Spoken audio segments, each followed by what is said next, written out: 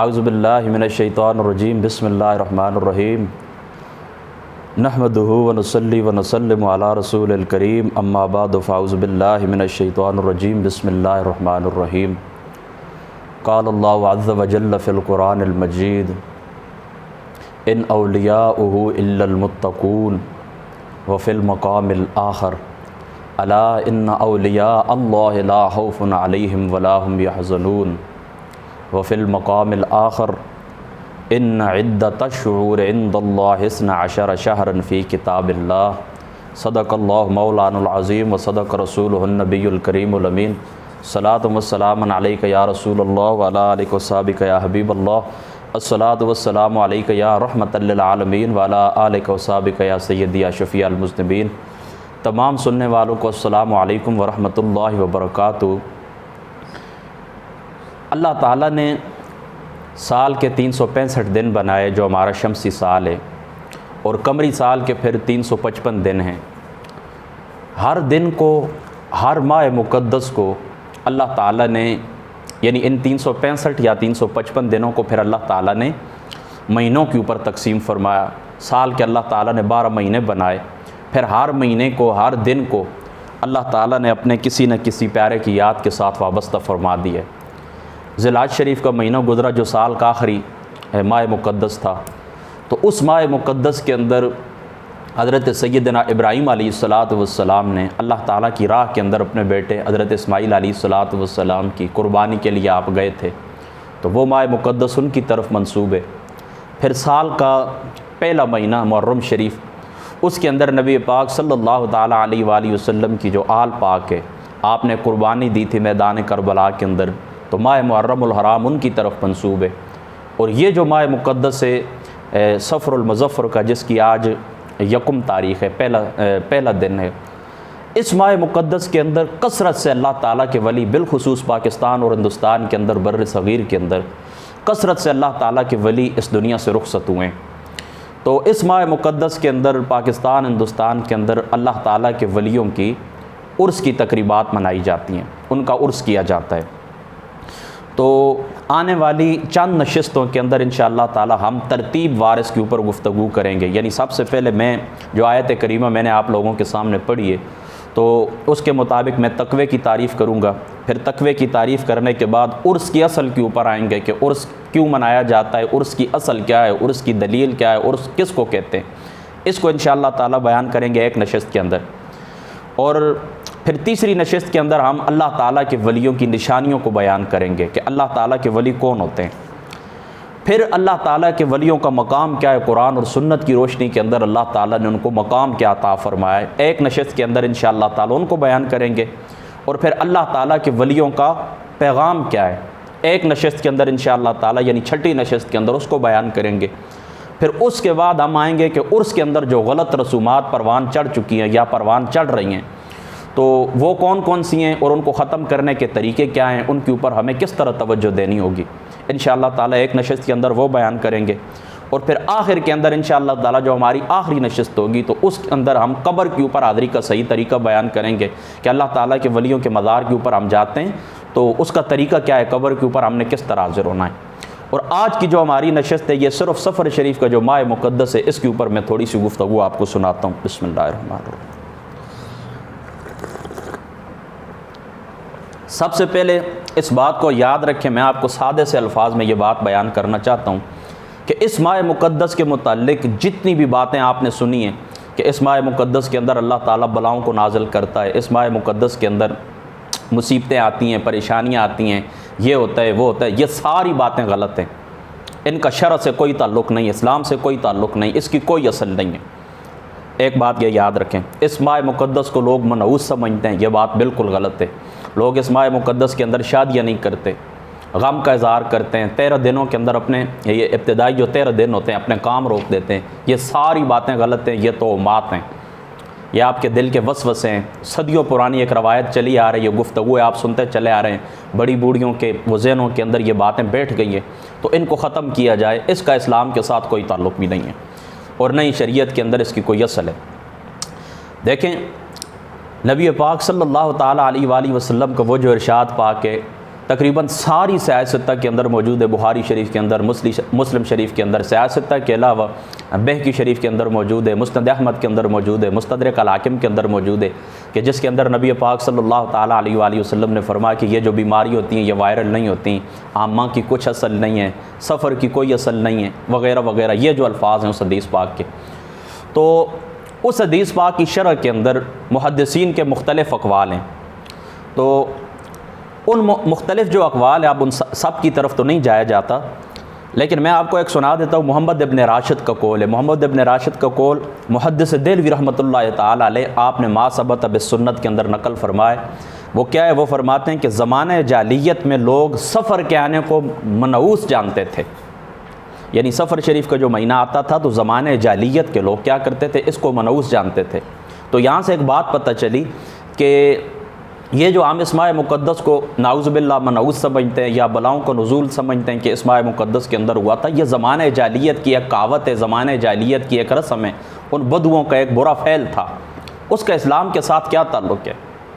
ٹھیک ہے،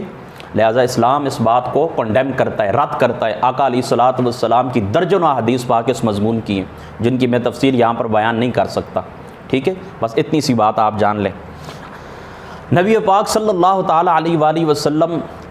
آپ کا ارشاد گرامی آقا علیہ الصلوۃ والسلام نے فرمایا، یہ سنن ابن ماجہ کی روایت ہے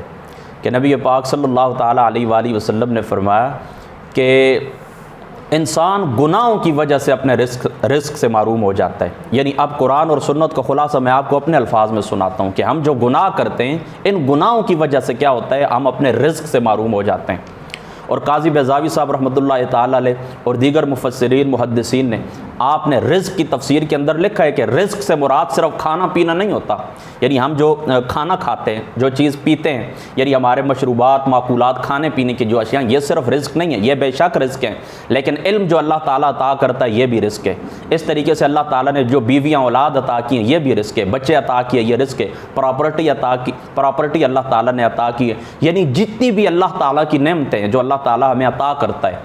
اللہ تعالیٰ ہمیں عطا کرتا ہے، یہ ساری کی ساری رزق کے اندر آتی ہیں، یہ ہمارا رزق ہے جو اللہ تعالیٰ نے ہمیں عطا کیا ہے۔ تو ہم جب گناہوں کے اندر پڑتے ہیں تو اللہ تعالیٰ ہمیں اس رزق سے محروم فرما دیتے ہیں۔ یعنی کبھی تو اس طرح ہوتا ہے کوئی دنیا سے چلا جاتا ہے، کبھی فصلوں کے اندر نقصان ہوتا ہے، کبھی نسلوں کے اندر نقصان ہوتا ہے، کبھی گھر بار کے اندر، کاروبار کے اندر نقصان ہوتا ہے، تو اس کی اصل کیا ہے؟ اس کی اصل ہمارے اپنے گناہ ہیں کہ جب ہم اللہ تعالیٰ کے بتائے ہوئے راستے کے اوپر نہیں چلتے، اللہ تعالیٰ کی ناراضگی آتی ہے، تو پھر اللہ تعالیٰ ہماری حفاظت نہیں فرماتے کہ ہم کس وادی کے اندر ہلاک ہوتے ہیں، ہلاک ہو جاتے ہیں، تباہ ہو جاتے ہیں۔ تو پھر ہم کرتے کیا ہے؟ ہماری جو بد اعتقادی ہے، ہماری کمزوری، اعتقادی کمزوری ہے کہ ہم ان پریشانیوں کو کبھی کسی مہینے کی طرف منسوب کر دیتے ہیں، کبھی کسی بندے کی، شخص کی طرف، ذات کی طرف انفرادی طور پر منسوب کر دیتے ہیں کہ آج صبح مجھے فلاں شخص ملا تھا، اس کی وجہ سے یہ مصیبت آئی ہے، یہ سفر کا مہینہ طلوع ہوا ہے، اس کی وجہ سے مصیبت آئی ہے، جبکہ اللہ تعالیٰ کا قرآن اور نبی پاک صلی اللہ تعالیٰ علیہ وآلہ وسلم کی سنت ہمیں یہ بتاتی ہے کہ کسی دن کے اندر، کسی مہینے کے اندر، کسی ذات کے اندر، کسی گھر کے اندر، کسی خاتون کے اندر اللہ تعالیٰ نے نوست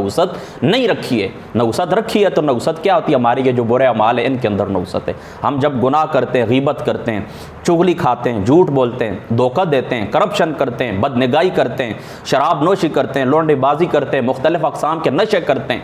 یہ جو ہماری معاشرتی برائیاں ہیں جن کے اندر ہم سب ملوث ہیں اور اس کی فضا پھیلی ہوئی ہے، اس فضا کے اندر ہم سانس لے رہے ہیں، ساری نوستوں کی جڑ یہ گناہ ہیں۔ آج ان سے باز آ جائیں، اللہ تعالیٰ کی ذات اقدس کے اوپر توکل کریں تو انشاءاللہ تعالیٰ یہ معاملہ ختم ہو جائیں گے، یہ ساری نوستیں دفع ہو جائیں گی۔ ایک بات یہ ہو گئی۔ اب دوسری بات میں آپ کو یہ بتا دوں، بسم اللہ الرحمن الرحیم۔ بعض لوگ یہ بات بھی کہتے ہیں جی ہم نے اس کا اثر دیکھا ہے، یعنی اس طرح سفر کے اندر ہم یہ عقیدہ رکھتے ہیں کہ اس طرح ہوگا تو پھر اس طرح ہوتا ہے، کسی بندے کے متعلق ہم عقیدہ رکھتے ہیں یہ بندہ گندا ہے یا ہمیں راستے میں ملا ہے تو ہمارے اوپر مصیبت آئی ہے، پھر ہم اس کا اثر بھی دیکھتے ہیں۔ تو اگر یہ بات نہیں ہے تو پھر اس کا اثر کیوں ہوتا ہے؟ یہ بات یاد رکھیں۔ دیکھیں اللہ تعالیٰ کی سنت جاریہ یہ کہ جب تم اللہ تعالیٰ کی ذات اقدس کے اوپر توکل چھوڑ دیتے ہو اور یہ جو جن چیزوں کا تم نام لے رہے ہو ان کی طرف تم ان معاملات کو منسوب کرتے ہو تو پھر اللہ تعالیٰ یعنی جس چیز کے اوپر تمہارا تکیہ ہوتا ہے پھر اللہ تعالیٰ تمہیں اس کے حوالے کر دیتے ہیں۔ یہ بات یاد رکھ لینا۔ یہ اثر آپ کو تب نظر آتا ہے کہ جب اللہ تعالیٰ کا دیا ہوا راستہ آپ چھوڑ کر ان اسباب کے اوپر آپ توکل کرتے ہیں تو پھر اللہ تعالیٰ تمہیں بھی ان اسباب کے حوالے کر دیتا ہے۔ پھر اللہ تعالیٰ کی جو نگاہ رحمت ہوتی ہے، اللہ تعالیٰ کی جو حفاظت کی نگاہ ہوتی ہے وہ تم سے اٹھ جاتی ہے، اللہ تعالیٰ کی ناراضگی آ جاتی ہے، اللہ تعالیٰ اپنی توجہ پھیر لیتے ہیں تو پھر اللہ تعالیٰ آپ کو انہی معاملات کے حوالے کرتے ہیں، اس لیے آپ کو اس کا اثر نظر آتا ہے۔ ٹھیک ہے، یہ دو باتیں ہو گئیں۔ اب تیسری بات کی طرف آتے ہیں۔ تیسری بات دوستو یہ کہ اس ماہ مقدس کے اندر جو آخری بدھ آتا ہے سفر شریف کا آخری بدھ، تو اس آخری بدھ کے اندر چوری کی جاتی ہے۔ تو بعض لوگ اس کے اوپر اعتراض کرتے ہیں کہ یہ نہیں ہونا چاہیے، اس کی اصل کیا ہے؟ تو میں آپ کو وضاحت کے ساتھ یہ بات بتانا چاہتا ہوں کہ یہ جو آخری بدھ ہوتا ہے، اس بدھ کو چوری کرنا نہ ہم فرض جانتے ہیں جو لوگ کرتے ہیں، نہ اس کو فرض جانتے ہیں، نہ اس کو سنت جانتے ہیں، نہ اس کو واجب جانتے ہیں۔ یہ ایک مستحب عمل ہے، کوئی کرے تو ثواب کی بات ہے، اگر نہ کرے تو کوئی گناہ نہیں۔ اب اس کی اصل کیا ہے اس کی طرف میں جاتا ہوں۔ انیس الواعظین ایک کتاب ہے، تقریباً 100-150 سال پرانے یہ بزرگ گزرے اور قابل اعتماد بزرگ ہیں۔ تو انہوں نے ایک حدیث پاک نقل کی ہے انیس الواعظین کے اندر۔ اس انیس الواعظین کے اندر انہوں نے لکھا ہے کہ نبی پاک صلی اللہ تعالیٰ علیہ وآلہ وسلم کو جب بیماری سے آفاقہ ہوا تھا، یعنی یہ جو سفر شریف کے مہینے کے اندر، تو آقا علیہ الصلوۃ والسلام کو عصر کے وقت آفاقہ ہوا، تو حضرت عائشہ صدیقہ رضی اللہ تعالیٰ عنہ آپ کو بلایا، فرمایا مجھے آفاقہ ہوا ہے، کچھ کھانے کی چیز دو۔ تو پھر انہوں نے اس طرح کیا کہ وہ چاول وغیرہ پکائے ہیں، پھر حضرت فاطمہ الزہرا آئی ہیں، پھر باقی صحابہ پاک کو پتہ چلا ہے، تو انہوں نے اس طرح کیا ہے کہ صدقہ وغیرہ کیا ہے۔ تو یہ جو چوری وغیرہ کی جاتی ہے اس کی اصل یہ۔ لیکن اگر کوئی شخص یہ کہے کہ نہیں ہم اس بات کے اوپر، جس طرح اعلیٰ حضرت نے لکھا بھی ہے کہ ہمارے اس کے اوپر اعتماد نہیں، اعلیٰ حضرت نے تو یہ لکھا ہے کہ یہ جو سفر ہے، سفر کا آخری بدھ ہے، اس میں تو حضور علیہ الصلوۃ والسلام کی بیماری کا، جس میں آپ دنیا سے رخصت ہوئے تھے، جس کو مرض وفات کہتے ہیں، اس کا آغاز ہوا تھا، تو ہمارا اس کے اوپر اعتماد ہے۔ اگر کہیں تو ٹھیک ہے، کوئی بات نہیں، ہو سکتا ہے اس طرح بھی ممکن ہو کہ واقعی آغاز ہوا اور عصر کے وقت آقا علیہ الصلوۃ والسلام کو تھوڑا سا آفاقہ ہوا ہو، یا اس طرح بھی ممکن ہے کہ ہو سکتا ہے کہ حضور علیہ الصلوۃ والسلام کی بیماری کے اندر ہی صدقہ کیا گیا ہو، کہ اللہ تعالیٰ کرے کہ یہ بیماری دور ہو جائے۔ ٹھیک ہے، تو اگر اس کے اوپر آپ کو اعتماد نہیں ہے، اس روایت کے اوپر اعتماد نہیں ہے، تو پھر اس طرح صحیح۔ اور اگر اس طرح بھی نہ ہو تو کم از کم دیکھیں نبی پاک صلی اللہ تعالیٰ علیہ وآلہ وسلم کا یہ فرمان ہے کہ آقا علیہ الصلوۃ والسلام نے فرمایا، مسند احمد کی روایت ہے کہ جس کام کو مارا المؤمنون حسنا فهو عند اللہ حسن، کہ جس کام کو مسلمان اچھا دیکھیں، اور دوسری روایت کے اندر آتا ہے کہ مارا المؤمن، ایک مومن اس کو اچھا دیکھے تو اللہ تعالیٰ کے نزدیک وہ اچھا، یعنی نیک صالح متقی۔ تو دیکھیں صدیوں سے بزرگان دین کا یہ طریقہ چلا رہا ہے۔ زیادہ دور نہ جائیں، ہمارے قبلہ بابا جی صاحب رضی اللہ تعالیٰ عنہ آپ کے گھر کے اندر آپ خصوصی طور پر یہ چوری کروایا کرتے تھے۔ حضرت سیدنا پیر میر علی شاہ صاحب رضی اللہ تعالیٰ عنہ آپ کی ذات مقدس، آپ کے گھرانے کے اندر آج بھی یہ معمول جاری ہے۔ تو اگر اور کچھ بھی نہ ہو، بزرگان دین کا ایک طریقہ ہے اور چیز بھی حلال ہے، پاک صاف ستھری ہے، طیب ہے، تو صدقے کے اندر تو آتا ہی آتا ہے۔ یعنی اللہ تعالیٰ نے جو نیکی اور صدقے کا حکم دیا اور مال خرچ کرنے کا جو حکم دیا، اس کے ضمن میں تو یہ آتا ہی آتا ہے کسی بھی صورت میں۔ اگر آپ اس روایت کے اوپر اعتماد نہ کریں تب بھی، تو اس روایت کے اوپر اعتماد کریں تب بھی ٹھیک ہے، نہ کریں بزرگان دین کا طریقہ سمجھ کے کریں تب بھی ٹھیک ہے، بزرگان دین کا طریقہ نہ سمجھ کے کریں بلکہ یوں ہی صدقہ سمجھ کے کریں تو کوئی بات نہیں، شریعت کے اندر تعین کی اجازت بھی ہے۔ تو کسی صورت کے اندر بھی یہ ناجائز کے زمرے میں نہیں آتا، بلکہ یہ جائز کرنی چاہیے۔ صدقہ لوگ کھاتے ہیں، گھر والے کھاتے ہیں، تو اللہ تعالیٰ سمجھ کی توفیق عطا فرمائے۔ واخر دعوانا الحمدللہ رب العالمین۔